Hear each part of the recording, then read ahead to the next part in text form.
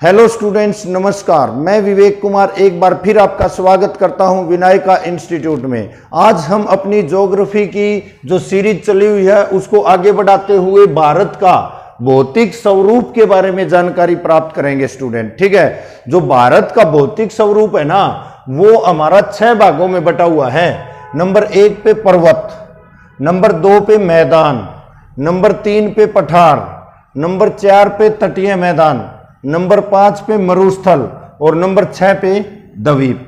तो सबसे पहले हम बात करेंगे पर्वतों की। ठीक है, तो सबसे पहले जो पर्वतों की बात कर रहे हैं तो पर्वत के अंदर हमारा सबसे 1 नंबर पे आता है हिमालय पर्वत। कौन सा? हिमालय पर्वत। जो हिमालय पर्वत है ना वो हमारा यहां से और इस प्रकार से आंध्र प्रदेश तक फैला हुआ है स्टूडेंट।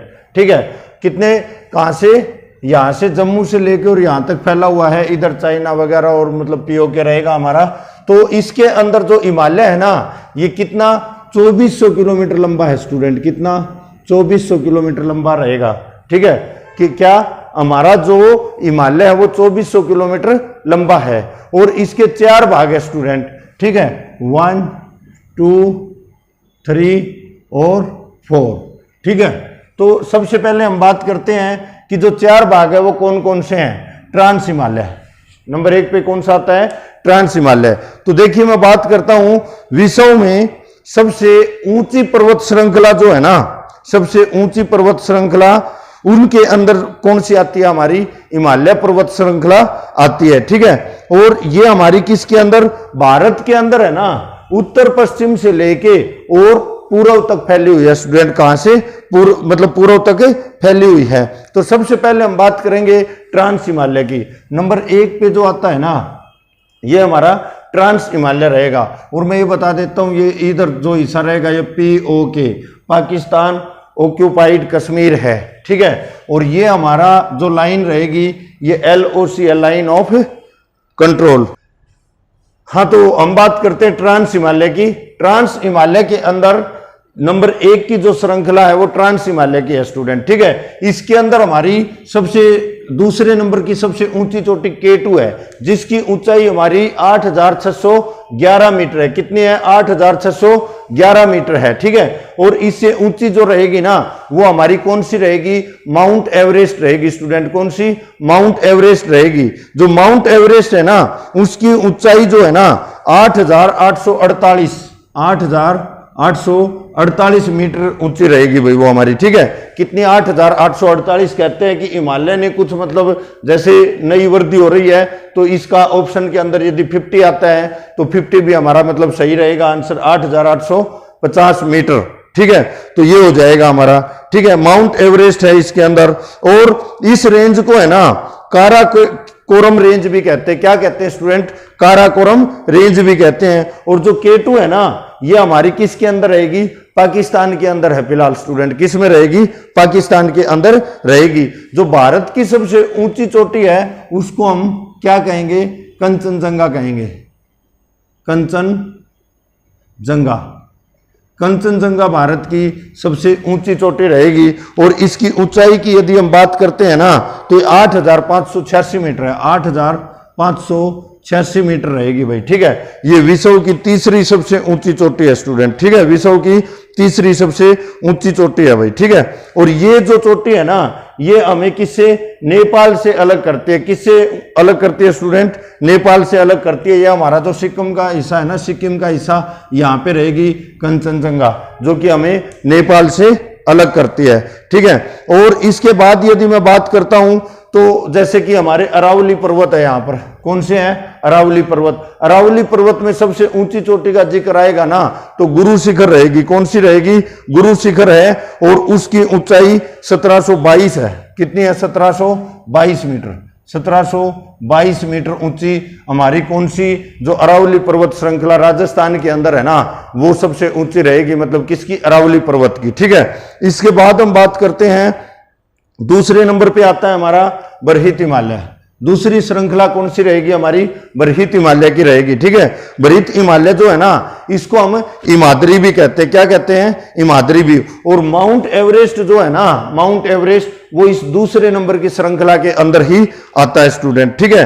और इसके अलावा ये हमारी मतलब जैसे कौन से क्षेत्र में रहेगा, जो माउंट एवरेस्ट है ये नेपाल के अंदर रहेगा, और नेपाल में इसको है ना सागर माता के नाम से भी जानते हैं। किस नाम से जानते हैं? सागर माता के नाम से भी जानते हैं। और जो माउंट एवरेस्ट है उसकी हाइट मैंने आपको बताई है 8,848 से 8,850 मीटर इसकी हाइट रहेगी। इसके बाद लघु हिमालय जो तीसरी रहेगी ना, वो हमारी कौन सी रहेगी स्टूडेंट? तीसरी जो रहेगी वो हमारी लघु हिमालय रहेगी। कौन सी रहेगी?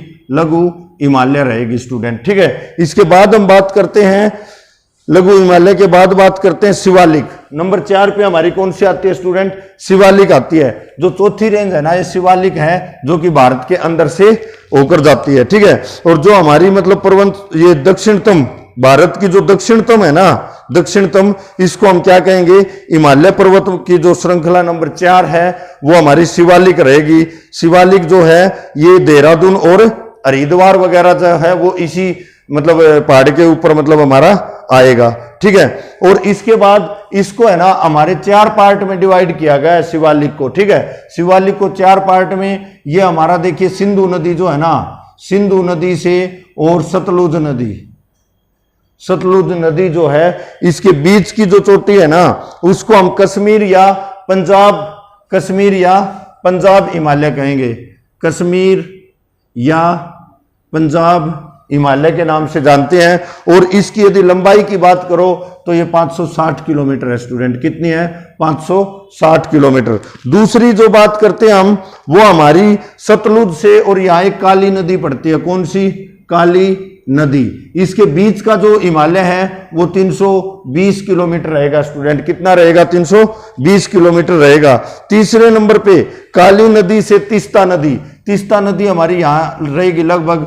जो तीस्ता नदी है इसके बीच का जो हिस्सा है वो हमारा तीसरा पार्ट है, और ये हमारा लगभग कितना? 800 किलोमीटर लंबा है स्टूडेंट। कितना है? 800 किलोमीटर लंबा है।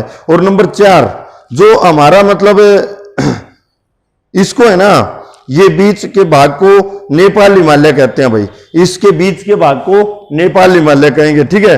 पहले भाग को कश्मीर या पंजाब हिमालय कहते हैं। नंबर 2 पे जो आता है उसको कमायूं कहते हैं। क्या कहते हैं? कश्मीर या पंजाब हिमालय, या इसको कमायूं भी बोलते हैं। क्या है? कमायूं हिमालय के नाम से भी जानते हैं। ये हमारे दूसरे नंबर का जो टुकड़ा ना वो रहेगा। तीसरे नंबर का टुकड़ा इसको, जो कि हमारा काली नदी से तीस्ता नदी तक है, इसको हम नेपाल हिमालय भी कहते हैं। क्या कहते हैं स्टूडेंट? नेपाल हिमालय कहेंगे। और नंबर 4 पे जो रहेगा ना उसको हम असम हिमालय कहते हैं। क्या कहते हैं? असम हिमालय कहेंगे। ये हमारे यहां से, और जो ब्रह्मपुत्र नदी है ना, ब्रह्मपुत्र नदी, उसके बीच का जो हिस्सा है ये हमारा असम हिमालय के नाम से जाना जाता है। किसके नाम से जाना जाता है स्टूडेंट? असम हिमालय के नाम से जाना जाता है। और इसकी लंबाई है ना लगभग 720 किलोमीटर रहेगी। कितनी रहेगी स्टूडेंट? 720 किलोमीटर रहेगी। इसके बाद हम बात करते हैं स्टूडेंट मैदानी भागों की। किसकी? मैदानी भागों की।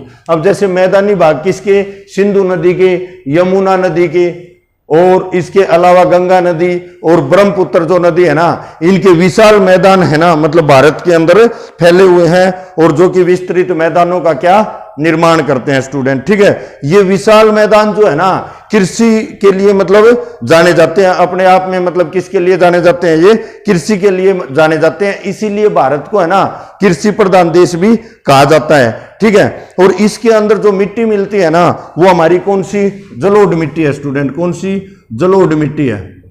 देखिए मैं बताता हूं, सिंधु के आसपास से ये एरिया हो गया, फिर यहां से यमुना के आसपास का, फिर हमारे गंगा के आसपास का, और ब्रह्मपुत्र का, ये हमारा विस्तृत मतलब भाग है, जो मतलब मैदानी भाग है मतलब। और इसके अंदर कौन सी मिट्टी है स्टूडेंट? जलोढ़ मिट्टी है, ठीक है। और जलोढ़ मिट्टी भी है ना 2 प्रकार की होती है, एक तो नई जलोढ़ और एक पुरानी जलोढ़। नई जलोढ़ और पुरानी जलोढ़। जो पुरानी जलोढ़ है ना उसको तो हम कहते हैं बांगर। क्या कहते हैं स्टूडेंट? बांगर कहते हैं। और बांगर जो होती है ना ये कम उपजाऊ होती है। क्या? कम उपजाऊ होती है स्टूडेंट, ठीक है। और जो हमारी नई जलोढ़ मिट्टी होती है उसको हम खादर कहते हैं। और जो खादर है ना ये ज्यादा उपजाऊ होती है स्टूडेंट। क्या होती है? ज्यादा उपजाऊ होती है, ठीक है। तो ये हमारी कौन सी रहेगी? बांगर और खादर जो जलोढ़ मिट्टी है उसके दो प्रकार बता रखे हैं स्टूडेंट, ठीक है। इसके बाद हम बात करते हैं नंबर 3 पे आते हैं हम, किसके ऊपर, पठार के ऊपर, ठीक है। तो जो पठार होता है ना, पठार जो है ये हमारे जैसे विंध्याचल पर्वत और भारत के उत्तर और दक्षिण भाग में विभाजित करते हैं भाई, ठीक है। भारत को जो विंध्याचल पर्वत है ना वो पठार वो यहां रहेंगे। ये भारत को दो भागों में डिवाइड करते हैं, किसमें, उत्तर भारत और दक्षिण भारत के अंदर। उत्तर भारत और दक्षिण भारत के अंदर क्या करते हैं, दो भागों में डिवाइड करते हैं स्टूडेंट, ठीक है। और इसके अंदर मैं और बताऊं तो जो हमारा विंध्याचल है ना ये मध्य प्रदेश के अंदर रहेगा। कहां रहेगा, ये मध्य प्रदेश के अंदर। और जो इसकी सबसे ऊंची चोटी रहेगी ना वो 752 मीटर ऊंची रहेगी। कितनी, 752 मीटर ऊंची एमपी के अंदर है। और ये कहां तक फैला हुआ है, यदि हम इसकी बात करें तो ये अमरकंटक की जो पहाड़ियां बोली जाती है ना छत्तीसगढ़ के अंदर, वहां तक मतलब फैली हुई है। इसके बाद जैसे मैं बात करता हूं अरावली पर्वत, अरावली पर्वत की सबसे ऊंची चोटी कौन सी रहेगी स्टूडेंट, वो गुरु शिखर रहेगी, जो कि माउंट आबू के अंदर स्थित है और 1722 मीटर हाइट है उसकी भाई। कितनी है, 1722 मीटर ऊंची रहेगी हमारी कौन सी, गुरु शिखर रहेगी भाई, ठीक है। इसके बाद हम बात करते हैं मालवा का पठार। मालवा का पठार जो है वो एमपी और छत्तीसगढ़ के बीच में है। एमपी का हिस्सा ये है, छत्तीसगढ़ यहां से रहेगा। इसके बीच का जो हिस्सा है ना उसको हम क्या बोलते हैं स्टूडेंट, मालवा का पठार बोलते हैं। क्या बोलते हैं, मालवा का पठार बोलते हैं स्टूडेंट, ठीक है। और इसकी विशेषता क्या रहेगी, ये राजस्थान के दक्षिण पूर्व हिस्से तक फैला हुआ है, ठीक है। और पश्चिमी भाग में जो माही नदी है ना उसका अधिकांश भाग जो चंबल नदी से सिंचित होता है, ठीक है। इसका अधिकांश भाग किसका, मालवा का पठार का जो अधिकतम भाग है ना वो चंबल नदी जो है ना उससे क्या होता है, सिंचित होता है। और ये 496 मीटर ऊंचा रहेगा। कितना रहेगा, 496 मीटर ऊंचा, 496 मीटर ऊंचा रहेगा। कौन सा, ये हमारा मालवा का पठार।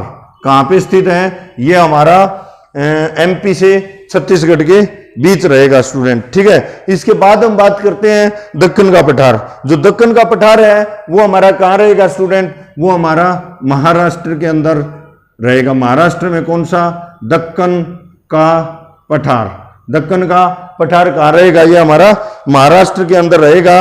और ये प्रायद्वीप पठार के नाम से भी जाना जाता है। किसके नाम से जाना जाता है, प्रायद्वीप पठार के नाम से भी जाना जाता है। और ये है ना त्रिभुज के आकार का स्टूडेंट, किस प्रकार का है, त्रिभुज के आकार का है, ठीक है।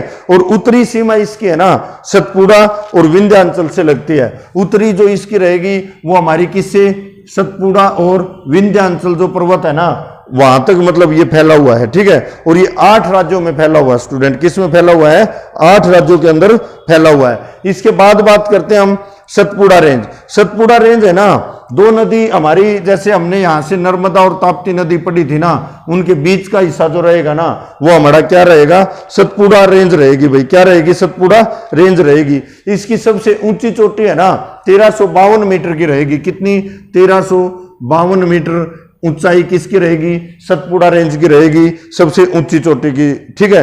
और ये धूपगढ़ एमपी के अंदर पड़ेगी भाई। किसके अंदर, धूपगढ़ एमपी के अंदर। ये हमारी धूपगढ़ एमपी के अंदर रहेगी भाई, ठीक है। तो सतपुड़ा रेंज मतलब आपको बता दिया है। और ये है ना जैसे महादेव पर्वत पर स्थित है भाई। ये जो चोटी है ये किस पर, महादेव पर्वत के ऊपर स्थित है।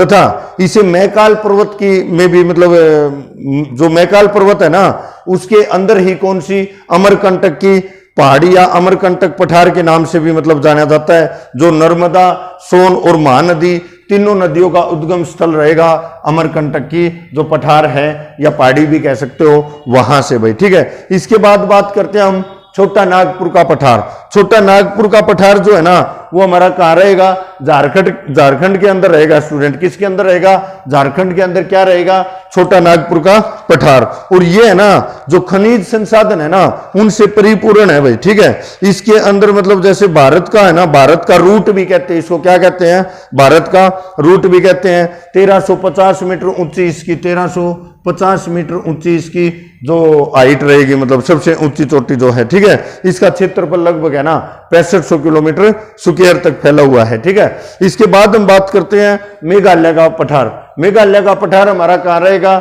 जो मेघालय है उस हिस्से के अंदर रहेगा। और जो मेघालय का पठार है ना, इसमें खासी,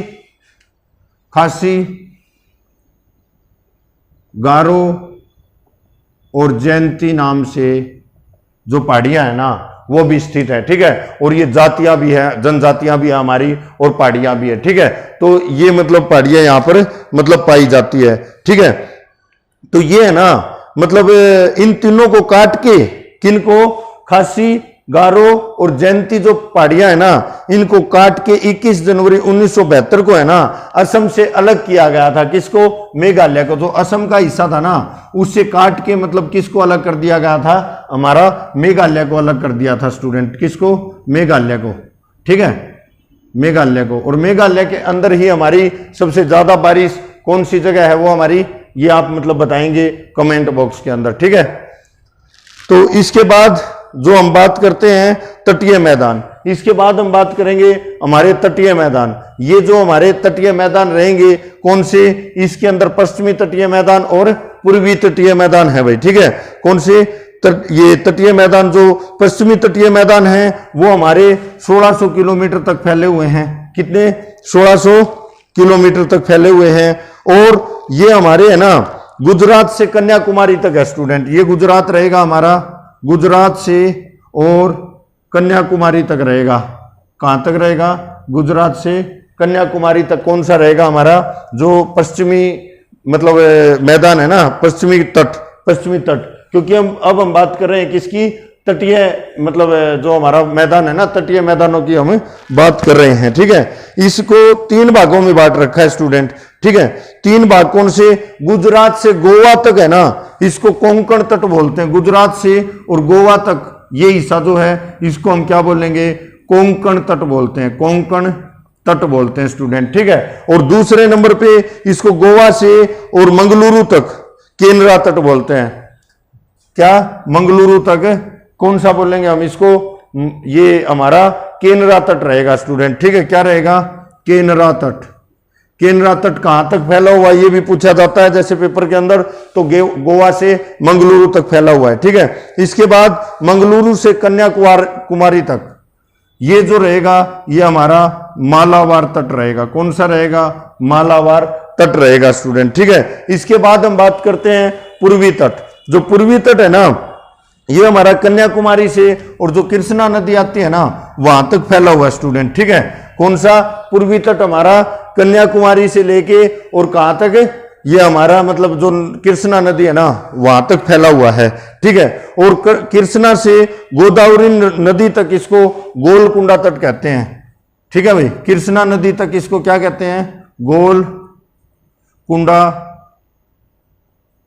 तट, गोलकुंडा तट कहते हैं भाई, ठीक है। इसके अलावा गोदावरी से उड़ीसा तक, गोदावरी से उड़ीसा तक इसको उत्तरी सरकार तट बोलते हैं। क्या बोलते हैं, उत्तरी सरकार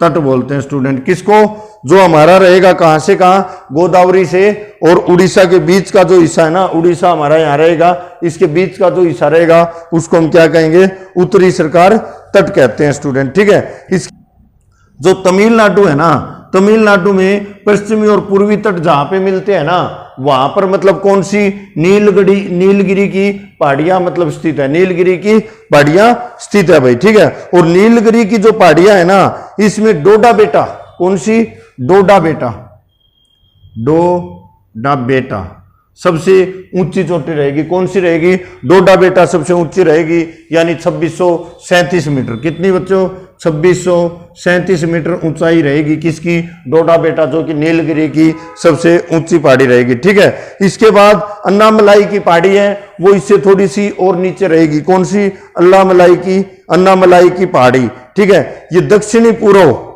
दक्षिणी पूर्व में है और इसे एलिफेंट पर्वतमाला के नाम से भी जानते हैं। जो हमारी यहां रहेगी इसको हम किसके नाम से, एलिफेंट पर्वतमाला के नाम से भी जानते हैं स्टूडेंट, ठीक है। सबसे ऊंची चोटी है ना इसकी अन्नामुंडी है, सबसे ऊंची चोटी इसकी क्या रहेगी, अन्नामुंडी, अन्नामुंडी, ये हमारी कहां पर, केरल का जो हिस्सा रहेगा ना उसके अंदर स्थित है। किसके अंदर, के अंदर स्थित रहेगी। यहां पर है ना चाय और कॉफी काफी मात्रा में मतलब इसकी खेती की जाती है, ठीक है। और दक्षिण भारत की सबसे ऊंची चोटी रहेगी भैया, ठीक है।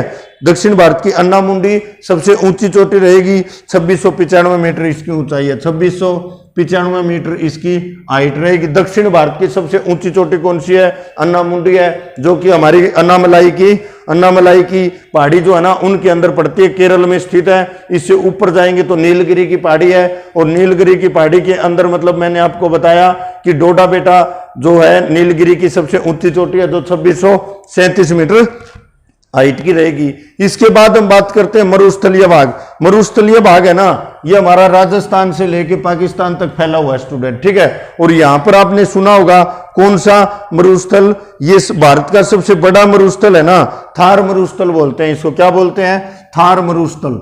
थार मरुस्थल भारत के राजस्थान से लेके और पाकिस्तान के हिस्से तक फैला हुआ है, इसको हम क्या बोलते हैं, थार मरुस्थल बोलते हैं स्टूडेंट, ठीक है। और इसका कुछ हिस्सा पाकिस्तान में और सबसे बड़ा हिस्सा मतलब किसके अंदर, भारत के अंदर रहेगा, और ये भारत का सबसे बड़ा मरुस्थल रहेगा स्टूडेंट, ठीक है। और इसके बाद द्वीप, द्वीप की बात करते हैं तो इधर हमारा अंडमान निकोबार है और इधर हमारा लक्षद्वीप है, ठीक है। लक्षद्वीप पे मैंने इस तरफ जो हमारा अरब सागर है, यहाँ पे कितने द्वीप पहले वाली वीडियो में बताए हैं, 43 द्वीप रहेंगे स्टूडेंट। कितने रहेंगे, 43 द्वीप, और 204 इधर रहेंगे। दोनों को जोड़ दिया जाएगा तो 247 द्वीप हमारे कुल बन जाएंगे स्टूडेंट। कितने बन जाएंगे, 247 द्वीप बन जाएंगे, ठीक है। और अंडमान निकोबार है ना, वो हमारा अंडमान निकोबार भारत का सबसे बड़ा द्वीप है। अंडमान निकोबार भारत का सबसे बड़ा द्वीप रहेगा, ठीक है। और इसकी सबसे ऊंची चोटी है ना, उसको हम सैंडल पीक बोलते हैं। इसकी सबसे ऊंची चोटी को हम क्या बोलते हैं स्टूडेंट, सैंडल पीक बोलते हैं, ठीक है। और इस सैंडल पीक से है ना 2 ज्वालामुखी निकलती है। क्या निकलती है, जो द्वीप है वो पढ़ रहे हैं हम, हमारा अंतिम टॉपिक। इसके अंदर सबसे जो ऊंची चोटी है उसको तो हम सैंडल पीक बोलते हैं। और सैंडल पीक से है ना 2 ज्वालामुखी निकलते हैं, एक तो है बैरल और एक है नारकोडम। एक बैरल है और एक नारकोडम। और जो बैरल है ना, यहां से जो मतलब यहां पर है ना सक्रिय ज्वालामुखी है भारत में एकमात्र सक्रिय ज्वालामुखी की बात की जाएगी ना, ज्वालामुखी, तो वो मतलब कौन सी रहेगी, बैरल रहेगी। एकमात्र हमारी क्या रहेगी, सक्रिय ज्वालामुखी, जिसके अंदर अब भी मतलब क्या होता है, जो मतलब लावा है वो मतलब बाहर निकलता रहता है, ठीक है। ये अंडमान निकोबार में स्थित है। कहां पर है, अंडमान निकोबार में स्थित रहेगी स्टूडेंट। तो इसके लिए आपको किसी ना किसी बुक से इसकी एक बार रीडिंग जरूर लेनी है। किसी प्रकार की कोई प्रॉब्लम आती है तो आप कमेंट बॉक्स में डालेंगे स्टूडेंट्स। तो आज के लिए इतना ही रहेगा। थैंक यू, जय हिंद, जय भारत।